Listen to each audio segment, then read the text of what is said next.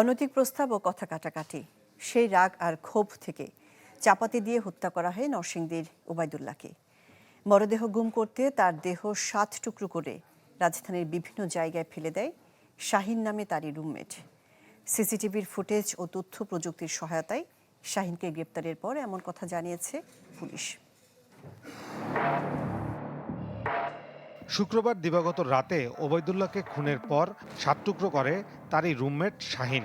পরে ঠান্ডা মাথায় লাশ গুম করতে সাইকেলে করে খণ্ডিত মরদেহ পলিথিনে মুড়িয়ে রাজধানীর বিভিন্ন জায়গায় ফেলে দেয় শাহিন।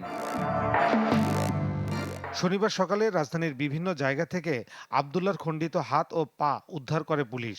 সিসিটিভির ফুটেজ বিশ্লেষণ করে ওবায়দুল্লাহর রুমমেট শাহিনকে তার কর্মস্থল থেকে গ্রেপ্তার করে পুলিশ। জানায়, অনৈতিক প্রস্তাব ও কথা কাটাকাটির জেরে ক্ষোভ ও রাগ থেকেই ওবায়দুল্লাহকে চাপাতি দিয়ে কুপিয়ে হত্যা করে শাহিন। গোসলখানায় কাপড় ধোয়ার জন্য গেলে কাপড় ধোয়া শুরু করলে ওই রাগে ক্ষোভে এই যে হত্যাকারী শাহিন সে আসে এবং উপর্যুপরি তাকে ওই ঘাড়ে এবং গলায় চাপাতি দিয়ে কোপায় এবং পরবর্তীতে নিজে বাঁচার জন্য এটাকে বিভিন্ন অংশে খণ্ড করে। আমরা তো যে কোনো আসামি পেলে তার পিসিপিআর যাচাই করি। এখনো পর্যন্ত যে তথ্য আছে ইতিপূর্বে সে অন্য কোনো অপরাধে সম্পৃক্ত ছিল না। ঢালাইয়ের সেরা প্রিমিয়ার সিমেন্ট।